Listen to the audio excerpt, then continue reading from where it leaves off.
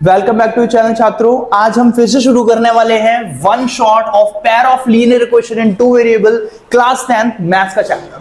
तो इससे पहले भी मैंने वन शॉट डाले हुए हैं, मैं कंटिन्यूअसली डालने की कोशिश करता रहूंगा वन शॉट्स, और आप देखते रहिएगा, सीखते रहिएगा।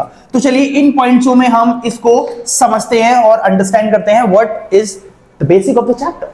सो फर्स्ट हम आ जाते हैं कि मीनिंग ऑफ द चैप्टर। तो बेटा पेयर ऑफ लीनियर इक्वेशन, तो लीनियर पहले समझ जाइए, ऐसा पॉलिनोमियल या ऐसे टर्म्स जिनकी हाईएस्ट पावर 1 होती हो उसको लीनियर बोलेंगे। इक्वेशन जिसमें इक्वल लगा हो, और टू वेरिएबल मीन जिसमें एक्स वाई दोनों हो। तो यहां पर मैं वाई डाल देता हूं। तो देखिए ये एक लीनियर इक्वेशन बन गई है टू वेरिएबल वाली। टू वेरिएबल कैसे? जिसमें एक्स भी है और वाई भी है। ठीक है, अब ये पेयर का क्या मतलब है? तो पेयर का मतलब होता है बेटा जोड़ा, हिंदी में बोलते हैं जोड़ा, जोड़े। ठीक है, जैसे ये एक है वैसे ही एक ऐसे करके होगी, इस तरह से मान लेते हैं। तो ये आपकी फर्स्ट इक्वेशन हो गई, ये आपकी सेकंड इक्वेशन हो गई। इसको बोलते हैं pair of linear equation. I hope आपको चैप्टर का मतलब तो समझ में आया होगा। Next is general form is ax plus by plus c equals to 0, जिसमें a b c आपके कुछ इंटीजर्स होते हैं, कुछ नंबर्स होते हैं। ठीक है, तो ये जनरल फॉर्म है, आपको ध्यान रखनी है। ठीक है, ये लीनियर की है, क्वाड्रेटिक की दूसरी होती है, वो भी सेम टू सेम दिखती है बट वो दूसरी होती है। ठीक है, इसमें बीच में प्लस आता है। Okay, next point his lines form in graphic. तो देखिए अगर दो इक्वेशन बन रही है तो हर एक इक्वेशन बेटा एक लाइन रिप्रेजेंट करती है। जैसे कि ये हमारा है कार्टेशियन प्लेन। ठीक है, कार्टेशियन प्लेन पे ये वाला एक्स एक्सिस होता है हमारा प्लस माइनस का, और ये वाई एक्सिस होता है प्लस माइनस का। इसको बोलते हैं एब्सिसा, इसको बोलते हैं ऑर्डिनेट, दोनों मिला के बनता है कोऑर्डिनेट। ठीक है, अच्छा इनके ऊपर लाइन बनेगी। देखिए पहली वाली जो हमारी इक्वेशन है उससे एक लाइन बनेगी, और दूसरी वाली इक्वेशन है उससे एक लाइन बनेगी, तो हमारी दो लाइनें बनती हैं। अब दो लाइनें बनेंगी तो स्ट्रेट बनेंगी, क्यों? क्योंकि ये लीनियर है। लीनियर इक्वेशन की लाइन जो होती है वो स्ट्रेट होती है, क्वाड्रेटिक की पैराबोला होती है, इस तरह से पैराबोला होती हैं। ठीक है, अब ये सिंपल लीनियर है तो स्ट्रेट लाइन बनेगी। तो जो लाइंस बनेंगी वो या तो इंटरसेक्टिंग होंगी, पैरेलल होंगी, या कोइंसिडेंट होंगी। मींस इंटरसेक्टिंग मींस या तो वो ऐसे करके होंगी, ऐसे इंटरसेक्ट कर रही होंगी, या फिर वो पैरेलल होंगी, लाइक ऐसे करके होंगी। अब मैं एक ही कंडीशन में बता दे रहा हूं आपको कि सारी लाइंस बनेंगे तो दो लाइंस ही, या तो वो इंटरसेक्टिंग, या वो पैरेलल, और या वो कोइंसिडेंट। कोइंसिडेंट मतलब होता है लाइन के ऊपर ही लाइन बन जाना, मतलब उसको लाइन को ओवरलैप कर देना। ठीक है, तो ये इंटरसेक्टिंग, पैरेलल और कोइंसिडेंट, और ये लाइन इन्हीं इक्वेशनों से बनेंगी। ठीक है, तो ये लाइन का कंसेप्ट आपको समझ में आ गया होगा। Ratios for graph lines.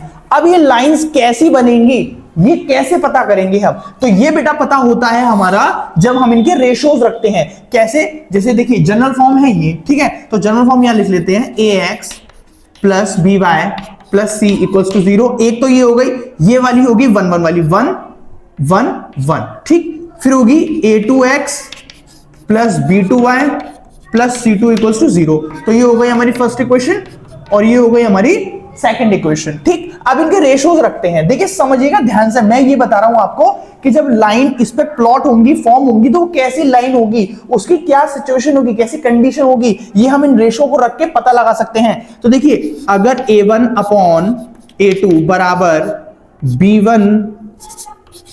b1 upon b2 बराबर c1 अपॉन c2, अगर कोई भी बराबर नहीं रही, कोई भी रेशियो रखने पर, मतलब यहां जो वैल्यू आएंगे, जो नंबर्स आएंगे, अगर वो रखने पर कोई भी वैल्यू इक्वल नहीं आई, तो आपकी लाइन बेटा इंटरसेक्टिंग होंगी। आपकी लाइनें ग्राफ पेपर पे इंटरसेक्टिंग होंगी। क्लियर? नेक्स्ट देखिए, a1 upon a2, b1 upon b2 और c1 अपॉन c2। अगर जैसे सारी बराबर हो गई, मान लीजिए ये सारे रेशियोज आपस में बराबर हो गए, तब आपकी लाइन, अब ये तो एक इत्तेफाक है, ये तो एक कोइंसिडेंट है, तो फिर इस पे लाइन बनेगी, वो कोइंसिडेंट बनेगी, कोइंसिडेंट लाइन बनेगी। मींस लाइन के ऊपर लाइन बनेगी, लाइन के ऊपर लाइन ओवरलैप करेगी इस तरह से। ठीक है, और नेक्स्ट इसका पैरेलल वाला, तो उसका केस ये होता है कि a1 अपॉन a2 इक्वल है b1 अपॉन b2 के, बट नॉट इक्वल है c1 अपॉन c2 के। मतलब पहले वाले रेशियो बराबर होंगे बट लास्ट वाले रेशियो बराबर नहीं होंगे, तो वो केस होता है पैरेलल लाइंस का। ठीक है, पैरेलल लाइंस का केस होता है। अच्छा, ये लाइंस का तो सर हमें समझ में आ गया कि लाइंस तो ऐसे ऐसी बनेंगी, ठीक है। तो इसमें सॉल्विंग भी होती है, सॉल्यूशंस भी होते हैं, जैसे एक्स और वाई, तो इसके अंदर हमें सॉल्विंग भी दिखानी पड़ेगी। तो इसके जो सॉल्यूशंस निकलेंगे ना, तो इस केस में सॉल्यूशंस हमारा एक यूनिक सॉल्यूशन निकलेगा, यूनिक सॉल्यूशन निकलेगा, एक यूनिक सॉल्यूशन निकलेगा इंटरसेक्टिंग लाइन में। जब आप इसको ग्राफ पे दिखाओगे तो जहां इंटरसेक्ट करेगा ना, वहीं पे वो एक यूनिक सॉल्यूशन आएगा, एक्स और वाई की वैल्यू देगा, ये वाले एक्स और वाई की, ठीक है। कोइंसिडेंट लाइन होने पर आपके मेनी सॉल्यूशंस दिखाएगा वो, मेनी सॉल्यूशंस, बहुत सारे सॉल्यूशंस एक्स और वाई के हो सकते हैं कोइंसिडेंट लाइन के केस में। और बेटा पैरेलल लाइन के केस में नो सॉल्यूशन पॉसिबल होगा, मतलब उस दोनों इक्वेशन के कोई सॉल्यूशन होंगे ही नहीं, ठीक है। तो ये आप समझ पा रहे हैं, ठीक। अब दूसरी चीज, एक और चीज ध्यान रखिएगा, दो वर्ड आते हैं, कंसिस्टेंट और इनकंसिस्टेंट। तो कंसिस्टेंट मतलब होता है जिनके आंसर निकल सकते हैं, और इनकंसिस्टेंट जिनके आंसर नहीं निकल सकते।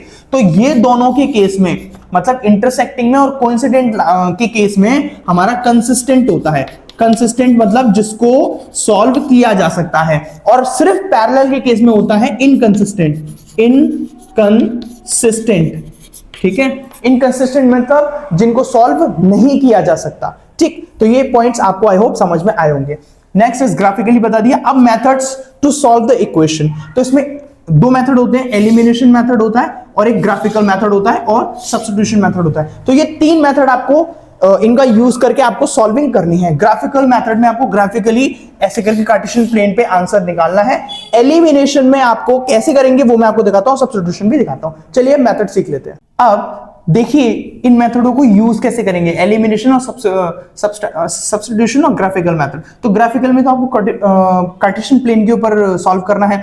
इसमें मैं बताता हूं, जैसे ये हो गई हमारी फर्स्ट इक्वेशन, ये हो गई हमारी सेकंड इक्वेशन, ठीक है।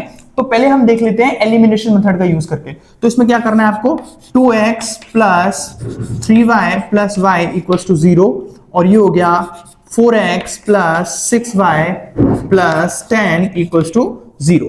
तो इसमें आपको ना सेम करना पड़ता है, या तो x x सेम कर दो या y y सेम कर दो। सेम मींस इन दोनों का एलसीएम देख लो, तो 2 और 4 का एलसीएम 4 होता है। तो इसको 4 कैसे बनाएंगे, जब इसकी मल्टीप्लाई 2 से करेंगे तो ये 4 बन जाएगा, राइट। तो 2 से इस पूरे को मल्टीप्लाई करना पड़ेगा, ना कि सिर्फ एक को। ये तो हमारा है फिक्स है, इसको तो नहीं छेड़ेंगे हम। इसको करेंगे 2 2 सा हो जाएगा 4x प्लस 2 3 सा हो जाएगा 6y प्लस 2 5 सा हो जाएगा 10 इक्वल्स टू 0।